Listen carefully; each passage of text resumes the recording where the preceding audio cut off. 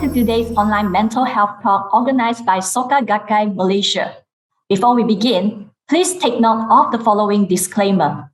The information provided in this medical health talk is of a general nature and is not intended to be taken as a specific medical consultation. The contents herein are the speaker's view and it does not constitute the position of Soka Gakkai Malaysia. Also, if you are joining via Zoom webinar, today's talk will be recorded. So when prompted on your screen, please click Got It.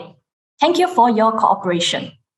Once again, welcome to today's SGM Online Mental Health Talk. My name is JL, and I will be your moderator for today. The theme for today is Achieving Mental Wellness in the Midst of the Pandemic.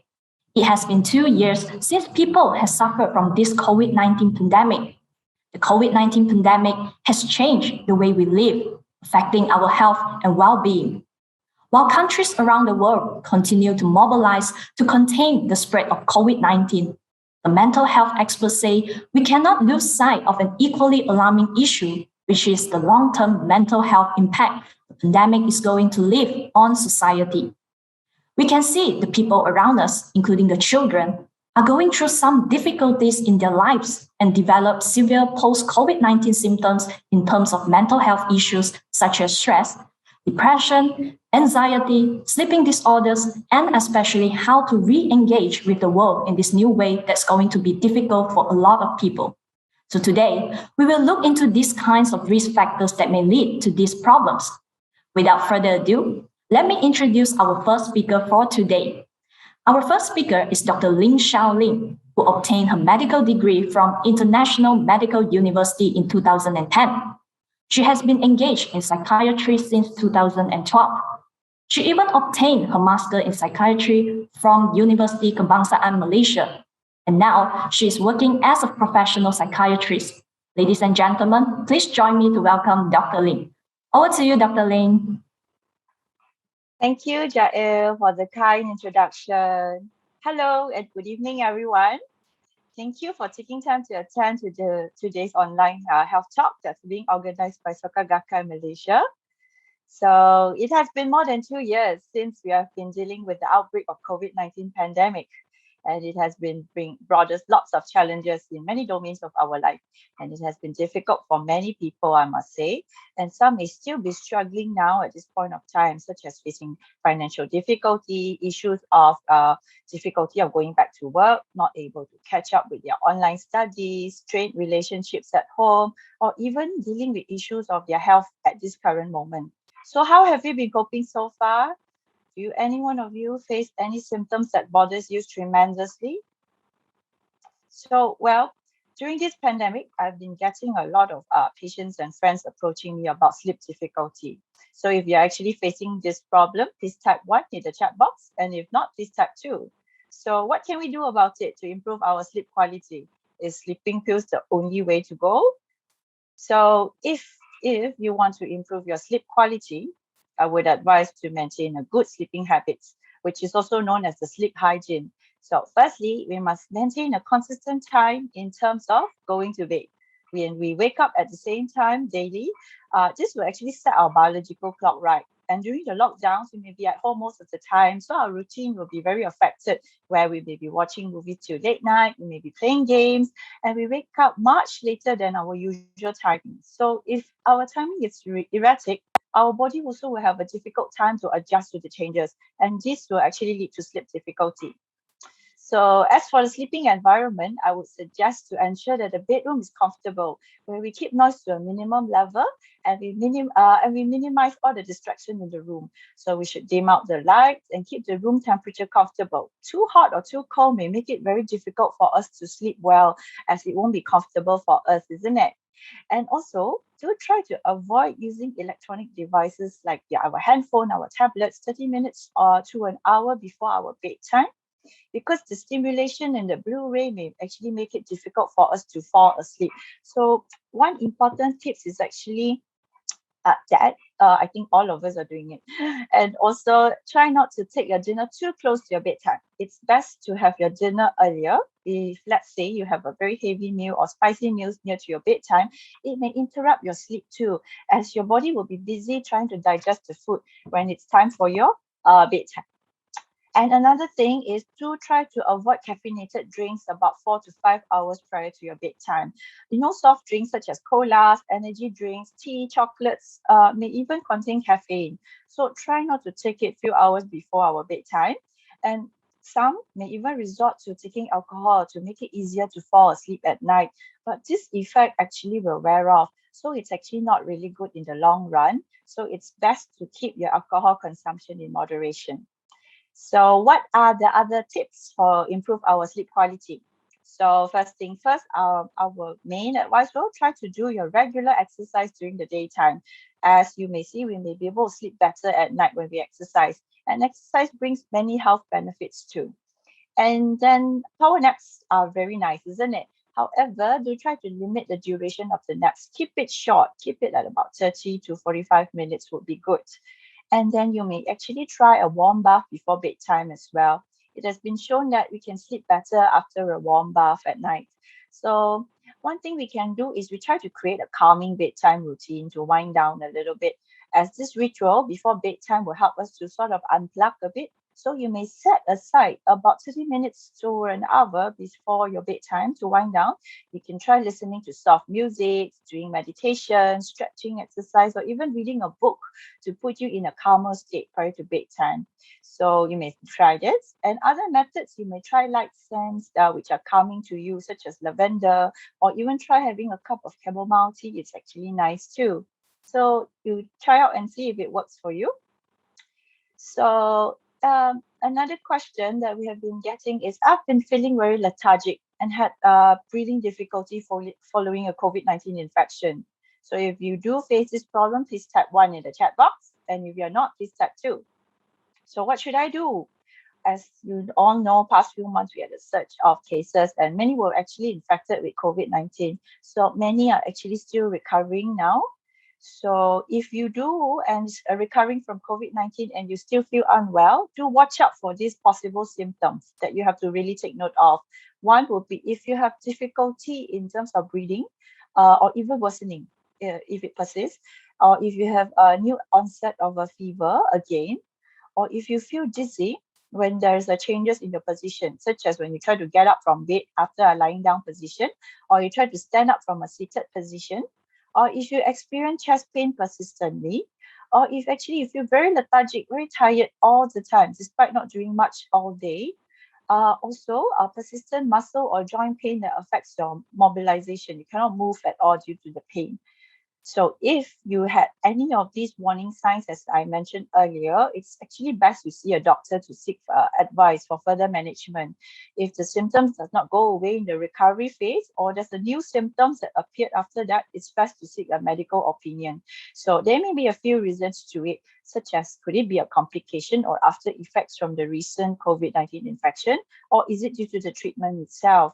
So when we seek medical opinion, it may help us to ascertain if there's possible another ongoing medical problem, such as is it a heart problem or is it a reinfection of COVID-19? So other reasons could be due to a traumatic experience and stress when you are having the acute infection phase. So that time you may actually develop a new set of mood symptoms or bodily symptoms that we are not aware of. So it's good to see the doctor. So another common question is, if you actually, any of you experience any fatigue after COVID-19 infection? If it's yes, type 1 in the chat box. If it's not, then type 2. And what should I do? What can I do about this? Actually, we can do quite a few things to take care of our body after the infection. But firstly, is we have to maintain sufficient sleep, really enough rest. And you have to ensure that you stay hydrated by drinking plenty of water, taking nourishing food at regular times. And then if you need to perform any task, break it down to smaller ones and do it one at a time. Take rest in between if you have to, like a power nap.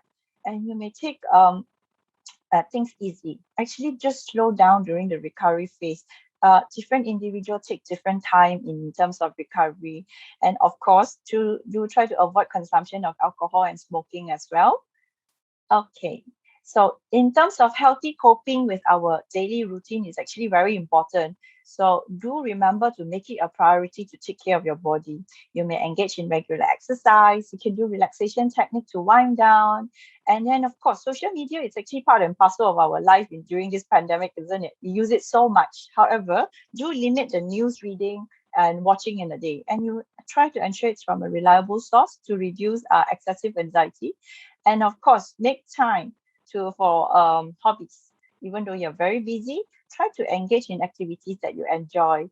And lastly, stay connected with our loved ones and of course with the society. This will be an important source where we get to support each other. All right. And then this is a very common question, right? I'm so fearful of contracting COVID-19 and I've been spending so much of time washing my hands. So if you do face this problem, press 1 in the chat box. If you are not, do press 2. And what should I do? Okay, in this period of time, I must say most of us are very worried that we will get COVID-19 infection. And it's very understandable why we feel it this way. Everyone is afraid. However, we try to strike a balance to help us cope better. And there's a few things that we can do. First thing is to limit the time in terms of news reading and also limit it to reputable sources, as I mentioned earlier. And then we can set a reasonable routine in terms of disinfection and hand washing, usually not too much or too little, really based on your routine. And sometimes we feel so overwhelmed with our worries and thoughts, but try to focus on things that we can do something about it. If things are not within our control, we can take some time to accept it, but then you shift your focus to something you can. And if, let's say, the thoughts are causing a lot of distress to you, talk to someone that you trust. And after trying out many methods, if the symptoms are still distressing, try to seek professional help regarding your symptoms. You may actually see a psychologist or psychiatrist to talk about your worries and your symptoms as well. So the next question is, I have a friend who is actually having suicidal thoughts but refused to seek help. What should I do? I think many of us felt helpless. So firstly, be patient with them as they are going through a difficult time. Give them some time and try to put in more effort to persuade them to seek help. As you know, you have to understand that it may be difficult to actually share a problem with someone they have never met before, like a doctor or a psychologist who's a stranger. It's never easy to talk about it. So how should we approach them? Maybe you can say something like, I have noticed that you seem to be having trouble sleeping. Would you like to visit a doctor? I can go with you. But and mainly avoid using negative statements on them, because we feel so frustrated, but we actually care for them. But the words we choose will be important when we approach them. So avoid statements like, what is wrong with you? Are you crazy? Or even force them to do something that they don't want to. So what we can do, we may actually even try to mobilize more support by getting close friends or family members to be involved in helping these individuals. We have to keep trying and don't give up on them. So why many are not willing to talk about their issues about mental health? Why? It's actually because of the stigma that comes with it. So how can we deal with the stigma? Firstly, is education. Education is very important. Firstly, we have to educate ourselves and people around us and promote mental health awareness, like what we are doing today. Highlight the importance of taking care of our mental health. And then be compassionate and kind to those who are suffering from mental illness. Be nice to them. And of course, acceptance of mental illness is important. It is now as common, it's very common, and it's just like having diabetes and hypertension actually. So if someone is having mental issues, don't be ashamed to seek help. Talk to someone about it and get the necessary help, as mental illness is treatable, so don't suffer in silence. So if you really need help, who and where can we reach out to? So this slide, actually, there are some info that we got from our NGOs that's supporting mental health awareness. When we are facing mental health issues like maybe anxiety or stress, you can seek help from Lifeline Association Malaysia, and all the information will be actually be kept private and confidential. And if there are cases of domestic violence, abuse in children or among women, please seek help from Women's Aid Organization as well. And there were other many other NGOs as well. And if, let's say, you have suicidal tendency, you can call other numbers too. So these are the numbers. You may snap a photo in this, or we will provide the information later. Okay, so Miyasa is also another one that you may call. So this is the number. Okay, so I am so worried about me possibly having smartphone addiction. And I've been preoccupied with using electronic devices to play games all the time, to the extent that it interfered with my performance at work and created problems in relationships. What should I do? So if you think that your problem is excessive and you have multiple problems in terms of work or study, maybe you can seek advice from a healthcare provider to get some advice. Or you may actually keep tab on your daily routine in the diary, where you note down on the amount of time you spend on your electronic device. You may try setting up a timetable to help you to manage your time better too. So for example, maybe instead of playing online games, can you spend the time doing something that's more meaningful to you? So you can actually write it all down and do the timetable according to your needs. So now there are also apps which actually help to control screen time, as well as we may explore many different apps in that sense. But for parents, you may want to set limits in terms of the duration for online gaming, or even use of parental control apps to review their activities or the duration that they spend online. So besides that, do try to identify what are the possible triggers of excessive smartphone usage. During this pandemic, some may actually feel very bored and lonely because of the social isolation that we are facing. So it's important that we keep a regular schedule with some good hobbies to keep us busy. However, some may actually be suffering from stress, anxiety, or even depression.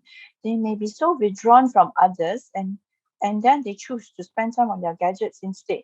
So there's some self-help methods that you can try, such as mindfulness, deep breathing exercise, which there's a link shown here. You may try that. Actually, there are some ways to help. So what other tips do we have? Okay, so first, I would say do try to avoid bringing your gadgets into the bathroom or bedtime, because we could be like so indulged in it that we forgot to come out from the bathroom, or we play till past bedtime. And if you need to focus on your work or some important task, you may try to put your gadget that is not within your reach, you can see it, because it can be very distracting. And try to put your phone on silent mode during work or study, so that any text messages or updates, will not be interrupting you. And if you have been quite a heavy user and you want to take a break from it, like a detox, then you may try to uninstall your apps from your phone or your gadgets. So you try and see if this works for you. So, and then as a parent, we may want to help our child who's having issues with a lot of excessive gadget usage. What can we do? So I think firstly, we have to be a good role model ourselves. For example, if let's say we set a table rules that there should be no gadget during meal times, both parents and child should not be using the gadgets. So there's no double standard here. So this can actually help to improve interaction among family members and allow us to spend quality meal time without gadgets interfering us. And then parents should also monitor and limit the child's smartphone usage by setting rules and limits which is appropriate for their age. And then introduce more pleasurable activities in the family, such as maybe reading, playing music, board games, or even outdoor sports activities. It will be fun for the family. It's like a family time. And finally, it will be communication. Talk to your child. Have more one-to-one time with them and explore any problems that they are facing. Actually, with the spending of a quality time with your child will strengthen the relationship in the family. And this may actually reduce the issue of the addiction to the gadgets. So this is very, very important and advice for all parents here. Okay, so I think this should be the end of my presentation. Thank you. Back to you, Jayu. Thank you, Dr. Ling, for sharing with us valuable insights. It's very informative and interesting, isn't it?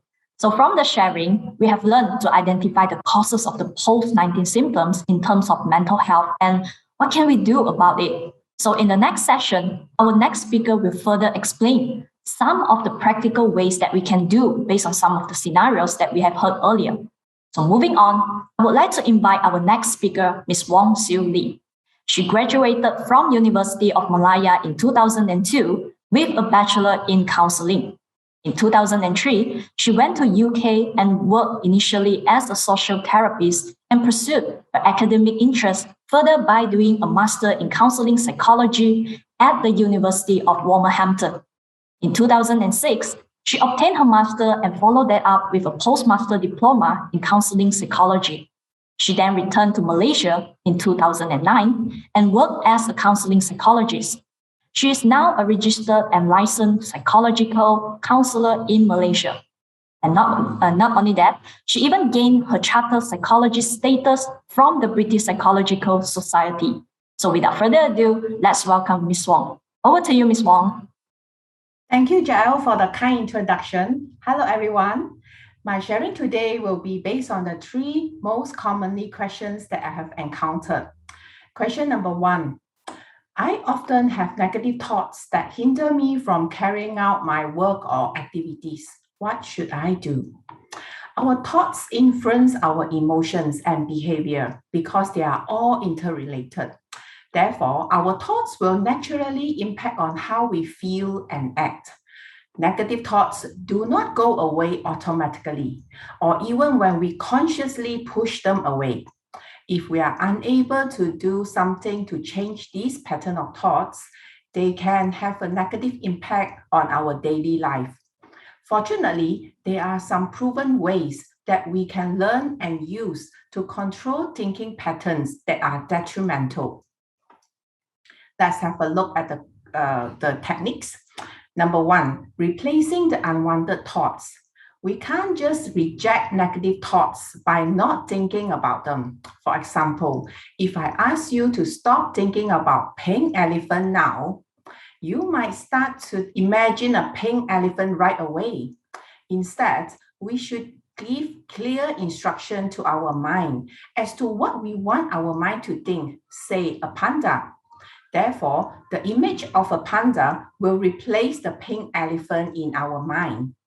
This replacement technique can be useful in replacing unhelpful negative thoughts. However, an important point to take note is that we shouldn't replace current negative thoughts with overly positive ones.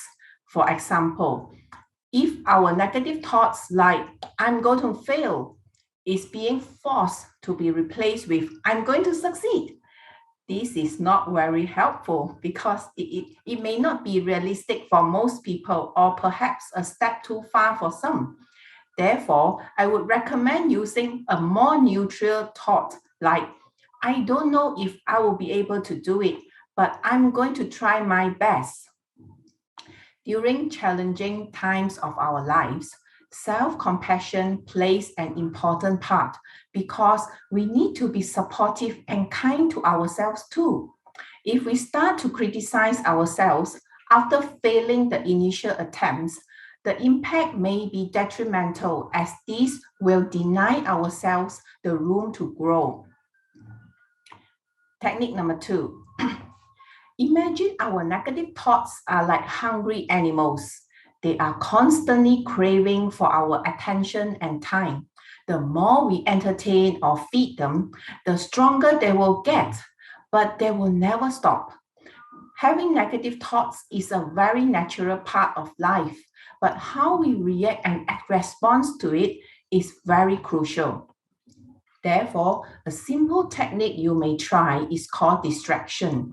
Whenever you find yourself having negative thoughts, you can distract yourself with activities such as reading or thinking of the title of your favorite songs, the title of your favorite books, dramas, movies, etc. Anything that can keep your mind away from feeding the negative thoughts. Technique number 3, mindfulness. When you find yourself feeling stressed and preoccupied with negative thinking pattern, try to pause and bring your awareness back to the present moment. Use your 5 senses to connect with your surrounding. What do you see, touch, smell, hear, and taste? Deep breathing will enhance the experience further. This short exercise will give you a break from the negative thinking pattern. you will notice that there is a difference between constantly getting stuck with your thoughts versus experiencing the present moment through mindfulness techniques. Practice these techniques will gradually empower you with greater control over your thoughts. Through the practice of mindfulness, you can generate some moments of calm to break the continuous chain of negative thoughts. Technique number 4, write down your thoughts and detach from it. You can try writing down the thoughts that have been troubling you on a piece of paper. This exercise will help you see clearly the nature of your negative thoughts and understand deeper why you are having these thoughts. Transferring your thoughts to a piece of paper will help you detach from your thoughts. This technique can help create a different relationship with your negative thoughts by externalizing them and seeing the thoughts as something that you can control, rather than regarding them as internal problems that we cannot control.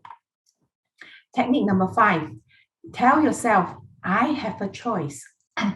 Once you are able to establish the habit of taking a break from your negative thoughts, with the techniques that discussed earlier, you can remind yourself from time to time that you do have a choice. The control is in your hands and you can decide what to think and what to focus on. Sometimes, if you want to explore the negative thoughts, it's okay to do so and be curious about those negative thinking patterns. You can even ask yourself, what purpose they are actually serving, and examine if these thoughts are valid. On the other hand, when you want a break from all these negative thoughts, you can just switch to mindfulness, distraction, or writing mode to get some respite. Always bear in mind to be kind and gentle with ourselves. Question number 2. I worry so much about the risk of COVID-19 infection and frequently imagine about the worst thing that can happen. I feel anxious on most days and feel trapped in this worry. These days, we are constantly bombarded by news regarding the pandemic. So it's actually natural that we will worry about it. In a way, worry serves a purpose to keep us safe by making us take the necessary action to protect ourselves from contracting the virus, like following the SOP, proper hygiene practice. Worrying stems from a desire to be in control of our environment or the outcome of every situation. If left unchecked, these desire may lead to over-controlling or micromanaging others. In addition, worrying about things that you can't control will drain you of the mental strength you need to function optimally. Fortunately, there are ways that we can employ to control worry. Let us imagine that worrying thoughts or images are like cassette tapes running inside our mind. We can control it if we practice the following methods to control it. Here are the 2 suggestions for you to try when you find yourself worrying about things you can't control. Technique number 1, develop a sense of control. We can ask ourselves, is this a problem that I can solve? Or do I need to change how I feel about the problem? For example, you may have followed all the appropriate SOPs, but still feel anxious most of the time due to constant worry that one day you may contract the COVID virus. You can practice this self-talk technique by telling yourself, I have followed the SOPs to the best of my ability to reduce my risk of being infected, and that is within my control. However, I have no control over where the virus can go. Therefore, I should spend my time elsewhere and only control things that are within my control. If it is within your control, tackle the problem. If it is out of your control, don't tackle the problem, but instead Focus on how you react to the problem. Use healthy coping skills like engaging in a hobby or practicing meditation to deal with the uncomfortable emotions that get stirred up when worrying about things that are not within your control. This is a good way to distract and redirect our worry energy. Technique number 2, have a date with worry. There is no special pill or magic trick to make us stop worrying. However, there is a psychological trick that we can do to help us contain it. Let's say you normally worry 24/7. This trick involves setting a designated 15 minutes each day as your worry time, or whatever you want to call it. Mark it on your diary or calendar schedule. Think something like, I'll worry from 7 to 7:15 p.m. every evening. You might not want to worry right before bedtime though.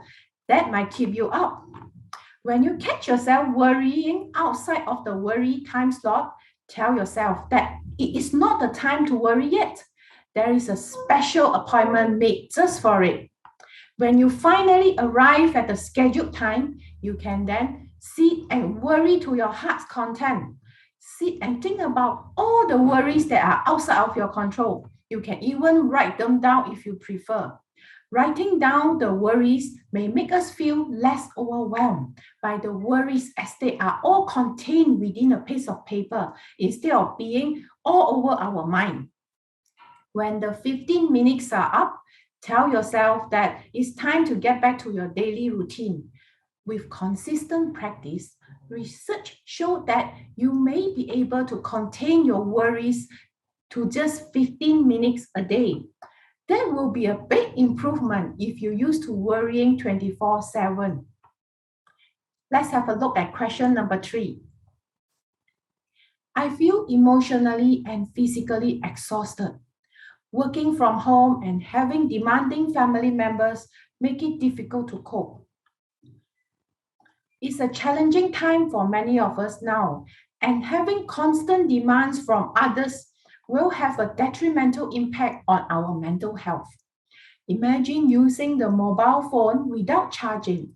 How long can the battery last? Therefore, a daily self-care routine is important for us to recharge ourselves. Some of us may think that self-care sounds a bit selfish and I don't have the luxury of time to pamper myself. These are the common myths about self-care. Allow me to share this quote with you. Self-care is to give the world the best of you instead of what's left of you. When we devote some time each day to care for ourselves, we will be able to cope better with daily stresses and demands without feeling overwhelmed easily. There are a few categories of self-care. Number 1, physical self-care. Try your best to fuel your body with healthy and nourishing food and beverages. Give priority for resting time and avoid overexposure to screen before sleep. These will improve sleep quality. Adopt a regular exercise routine that you can stick with. Routine medical checkups, taking medication as prescribed, and taking responsibility for our health are all part of the good health physical self-care regime. Only when we look after our bodies, they will serve us well in return. Emotional self-care. It is unavoidable for humans to experience uncomfortable emotions like sadness, anger, frustration, and anxiety. However, it is important to employ healthy coping strategies to process these emotions regularly to maintain our emotional well-being.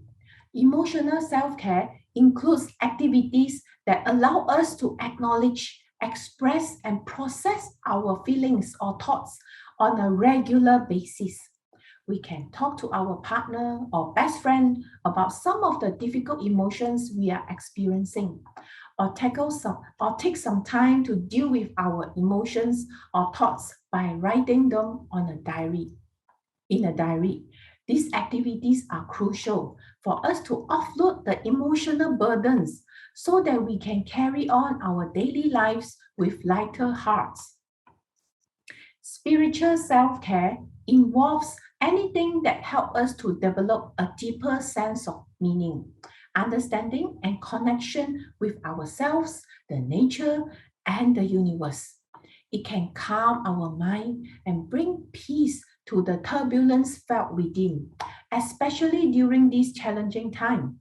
We can gain courage and wisdom to take the necessary steps to improve things in our life. Some examples include meditation, yoga, a mindful nature walk, unplugging from technology, writing a gratitude journal, etc.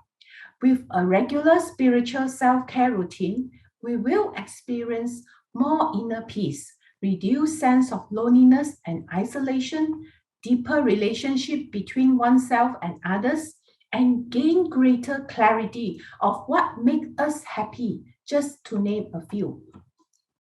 I hope that what I have shared today will be helpful to you. All the techniques mentioned here are some self-help guides.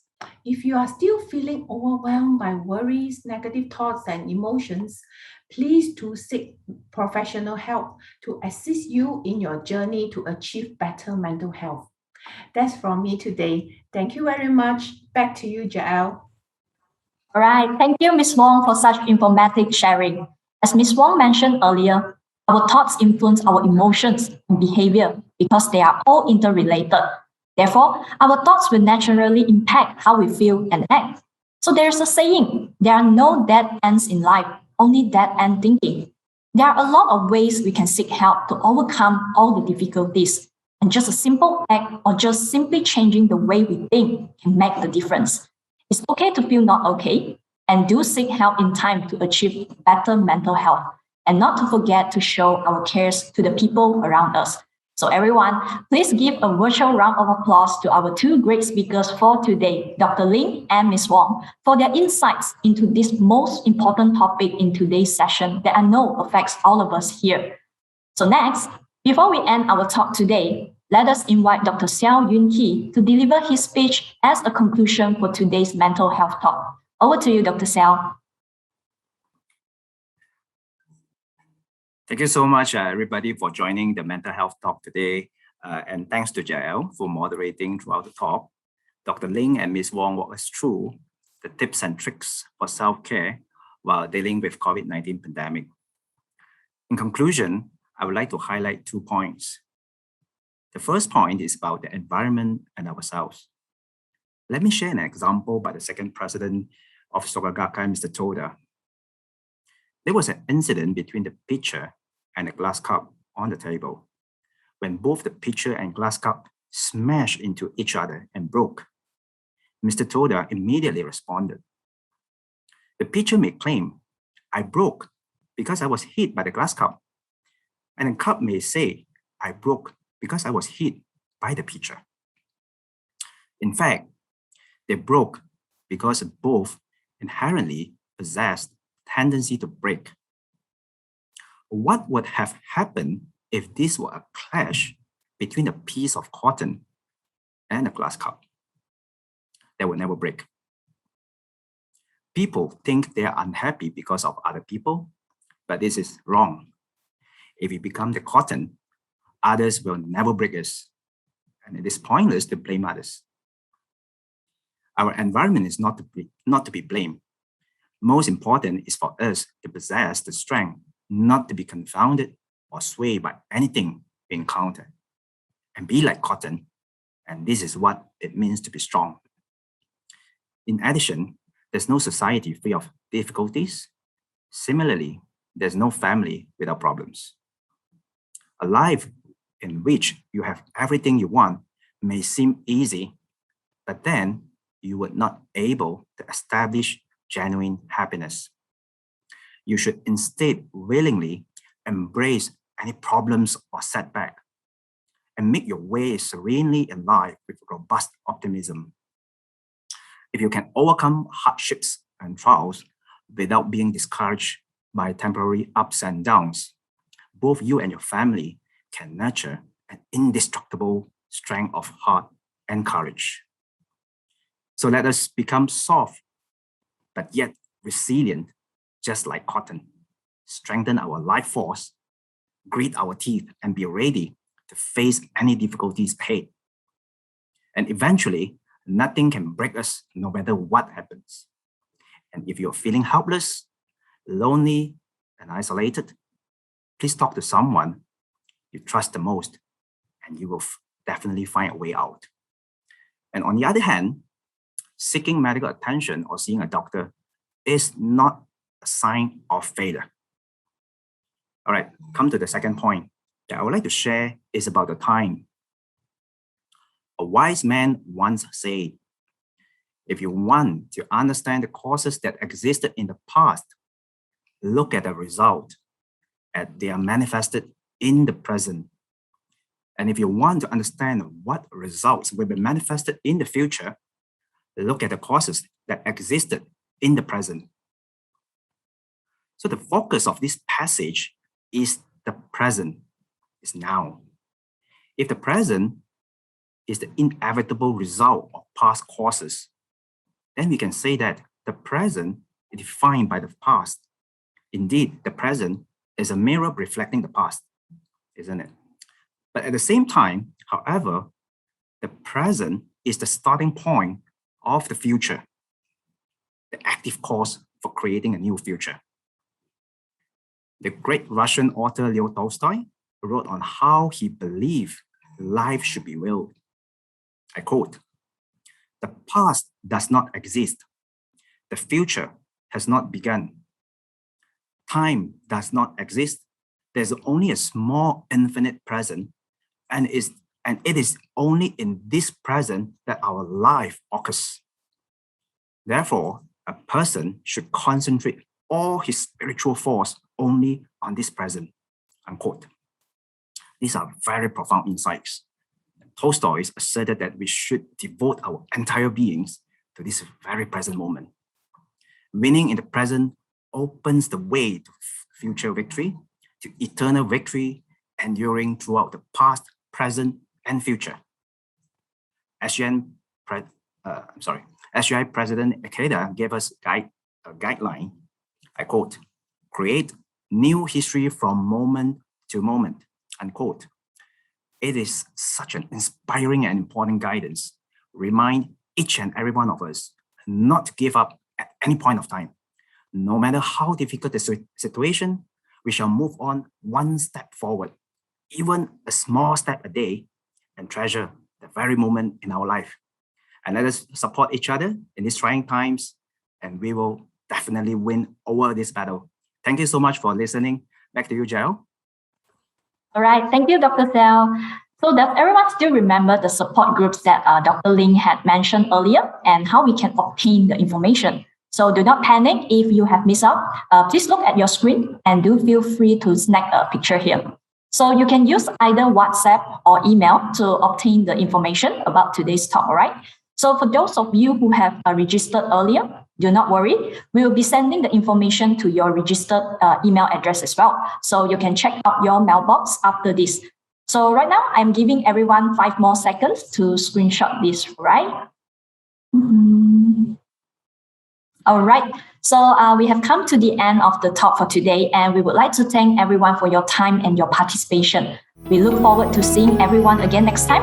Take care, stay safe, and have a great weekend ahead. Bye-bye.